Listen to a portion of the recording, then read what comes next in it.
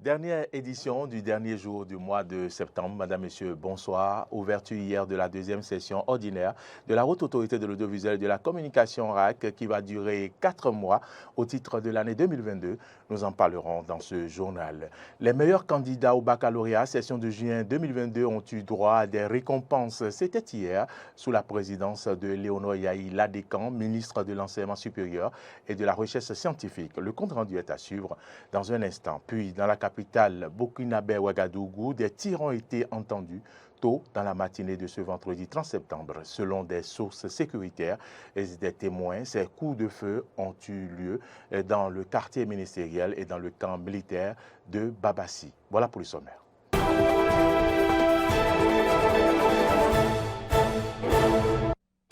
C'est un réel plaisir d'être avec vous ce soir une fois encore. Ce journal démarre par le ministère de l'Enseignement supérieur où la ministre de l'Enseignement supérieur et de la Recherche scientifique a présidé hier après-midi la 3e édition de la cérémonie de récompense des meilleurs bacheliers de cette année 2022. C'était au Palais des Congrès de Cotonou en présence de plusieurs membres du gouvernement et différents acteurs de l'éducation nationale. Clémence Tonoucoin pour le compte rendu. 2 motos, des ordinateurs portables, des kits Internet, des trophées, des comptes épargne avec dépôt initial et bien d'autres cadeaux sont les lots distribués aux meilleurs bacheliers de l'année 2022 pour célébrer leur mérite. Au nombre de 101, les récipiendaires sont répartis en 6 catégories. La première catégorie, composée de 8 filles ayant la mention bien en série C. La deuxième catégorie, composée des 17 meilleures filles des séries scientifiques. La troisième catégorie est composée des personnes vivant avec le handicap. On y dénombre 8 amblyopes et 6 sourds.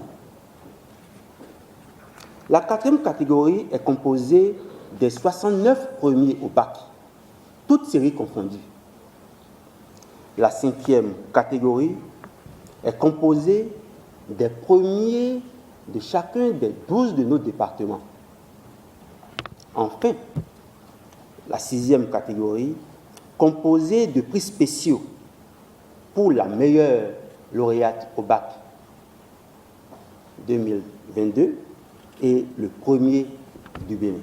Au nom des lauréats, Mahfouz Kwesou, premier du Bénin au bac 2022, a plaidé pour que le gouvernement ne les abandonne pas. Je voudrais passer humblement par ce canal pour demander à son Excellence, Monsieur le Président, de bien vouloir nous accompagner par le biais de ces organes afin que nous puissions valablement servir au thème de nos études, notre pays, le Bénin.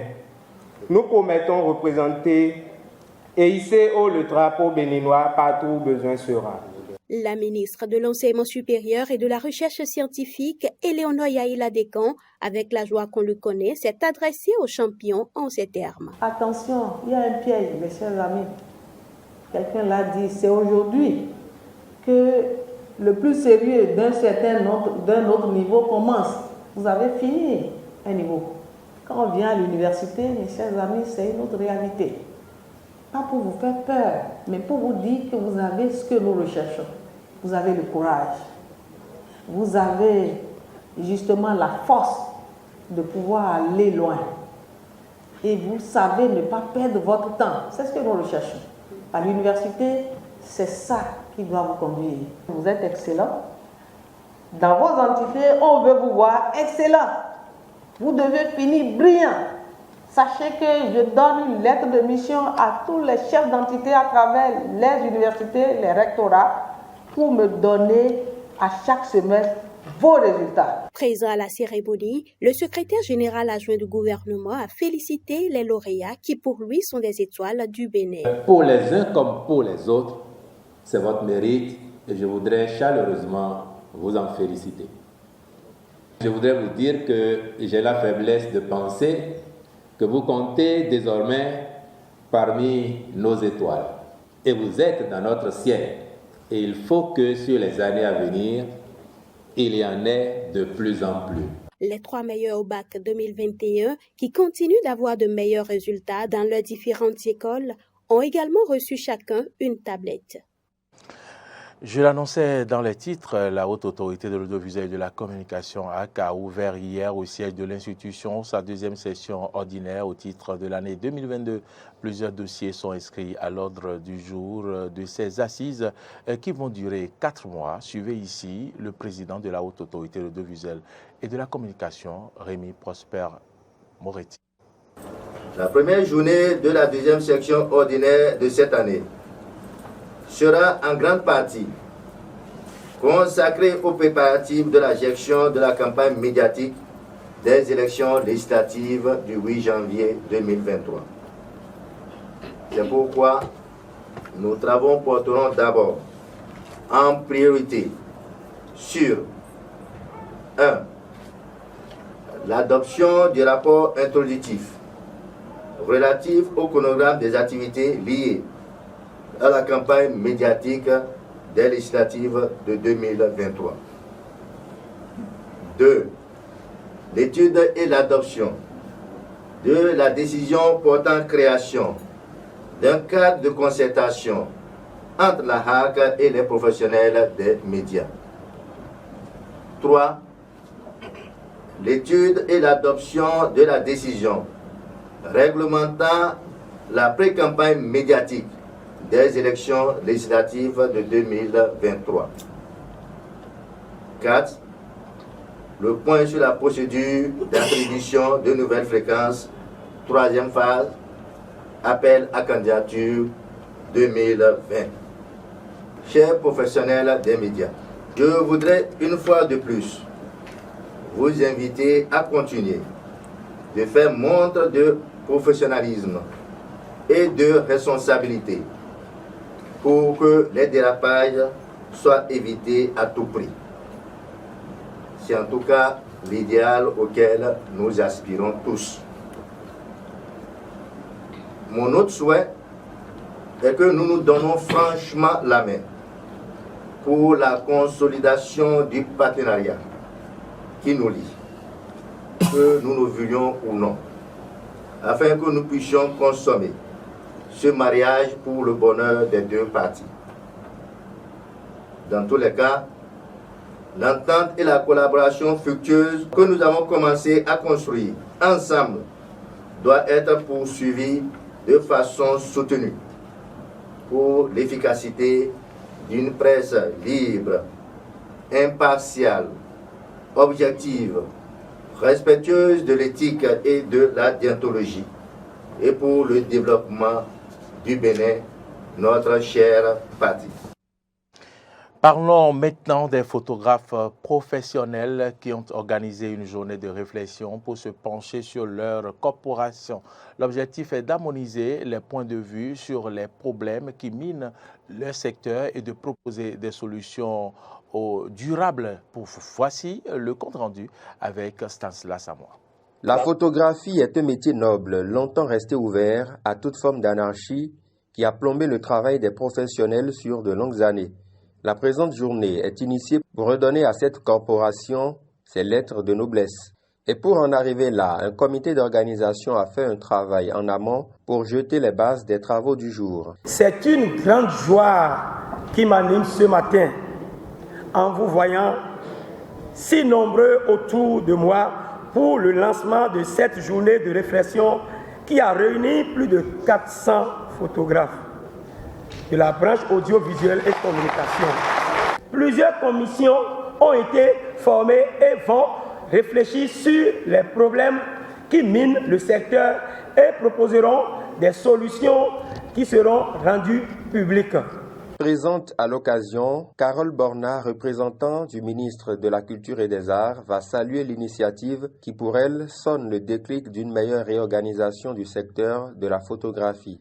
Le gouvernement béninois a pris la mesure de tout cela en valorisant les arts visuels par la création d'une galerie nationale il y a quelque temps qui accueille donc tous les acteurs du secteur afin de valoriser leur profession, pour exposer leurs travaux et leur faire gagner au mieux leur vie. Les photographes sont des artisans. Leur secteur est désormais pris en compte au niveau du ministère des Petites et Moyennes Entreprises. Sa contribution au développement socio-économique reste non négligeable, à en croire Senkeninda, représentant pour la circonstance du ministre Modeste Kérékou empêché. Au niveau donc communautaire, le règlement d'exécution 04 du 11 avril 2018 fixant la nomenclature des métiers de l'artisanat, cet instrument d'exécution prévoit donc, au titre de la branche 6, communication et audiovisuel, le métier de photographe. Pour cette journée de réflexion, les participants auront à aborder des sujets majeurs liés aux maux qui minent leur secteur, notamment la disparité des coûts de la photographie sur les différents événements et bien d'autres. Nous, les photographes professionnels béninois, on va acclamer. On va acclamer parce qu'on va dire on a assaini, on a revalorisé notre secteur qui est le métier de la photographie. C'est de repartir encore à avoir une seule fédération si possible pour que nous puissions parler la même voix, que nous puissions regarder tous de l'avant. Mais ce qui me rend quand même heureux, c'est que toutes les fédérations ont accepté, les présidents de ces confédérations sont ici et ils vont quand même nous accompagner dans le travail qu'on a commencé pour que partout sur le territoire national, que les recommandations issues de cette journée de réflexion soient quand même une réalité. C'est donc un nouveau jour qui se lève dans le secteur de la photographie au Bénin. Tous les acteurs professionnels ici présents nourrissent l'espoir de voir se réorganiser au mieux leur corporation. L'Union démocratique pour un Bénin nouveau, UDBN, continue d'enregistrer de nouvelles adhésions ce mercredi. Plusieurs mouvements et associations ont rejoint le parti pour la victoire aux législatives de 2023. Suivez le compte rendu de Laurent Roland dans les caisses. La 9e législature ne comptera pas de députés sans les élus du parti Union démocratique pour un Bénin nouveau, UDBN. C'est à cet objectif que travailleront désormais Arsène Fassinou et Hilaria Akofon. Ce mercredi 27 septembre 2022, à Abomey-Calavi, ils ont rendu officielle leur adhésion à l'UDBN. Je voudrais vous dire, dans un langage très simple, dépourvu de toute ambiguïté, que mes camarades et moi sommes debout, prêts et mobilisés, tels de vaillants soldats envoyés au front pour porter la bonne nouvelle du parti aux électeurs dans les confins les plus reculés de nos villes et campagnes, en bravant tous les obstacles qui se dresseront à coup sûr sur nos chemins.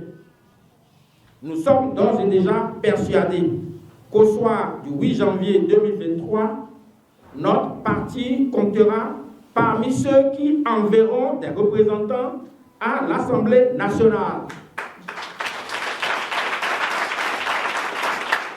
Louant les mérites et la bravoure de la présidente d'honneur de l'UDBN, Hilaria Akofon a, dans un langage de vérité, exhorté les militants à la sincérité en politique.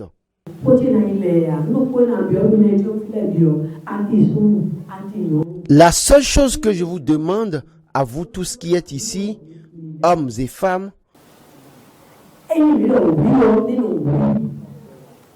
si nous sommes ici pour jouer à l'hypocrisie, rebroussons simplement chemin.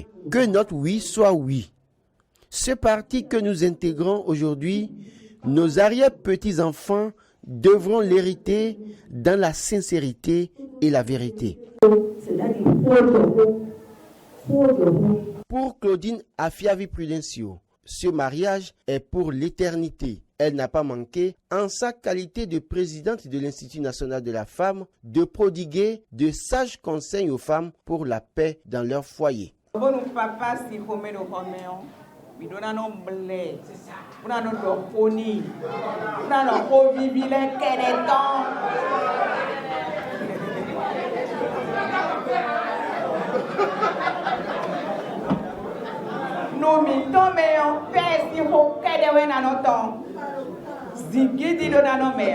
Après Abomey Calavi, une autre délégation attendait les premiers responsables de l'UDBN à Godomé. Ici, il s'agit des femmes responsables d'associations de l'arrondissement de Godomé qui, à l'unanimité et dans une ambiance conviviale, ont décidé de s'investir pour l'UDBN.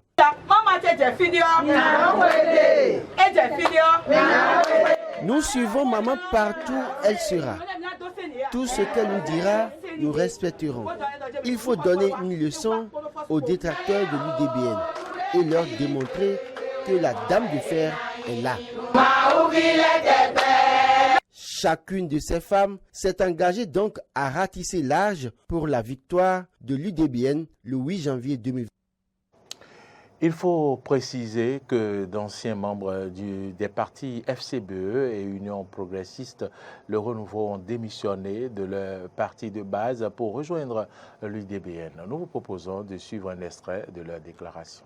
C'est librement qu'on a décidé donc de démissionner de FCBE et de pouvoir travailler désormais avec l'UDBN. Et librement, j'ai décidé avec ceux qui étaient dans mon bureau d'atterrir donc à l'UDBN. Et donc désormais, nous sommes avec l'UDBN et nous promettons travailler avec fidélité et poursuivre donc les objectifs de l'UDBN pour que dans la soirée donc, du 8 janvier, on puisse donc avoir de bons résultats, que ce soit donc la victoire. Et tous ceux qui donc nous voient, tous ceux qui ont travaillé avec nous et autres, nous les invitons que désormais nous sommes avec l'UDBN et donc ils n'ont qu'à nous rejoindre pour que nous puissions faire la marche ensemble. Je m'engage avec tout le groupe, tout le bureau à rejoindre l'UDBN. Avant, moi je faisais l'UP, mais désormais j'ai décidé avec toute sincérité de travailler avec Madame Prudencio. Et je décide aussi d'inviter tous ceux comme jeunes de venir travailler avec moi pour que nous puissions gagner avec Madame Prudencio. J'ai décidé d'entrer avec toute sincérité dans l'UDBN et pour que la victoire soit à nous.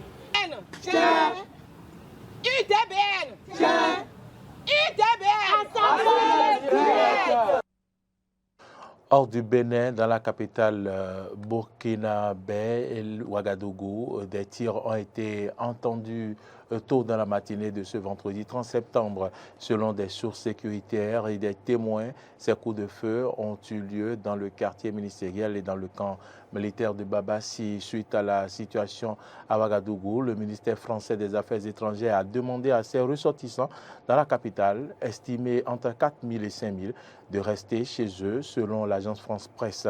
Dans son communiqué publié plus tôt dans la journée, la présidence burkinabé a appelé la population à observer la plus grande prudence et à rester calme face à certaines informations relayées sur les réseaux sociaux.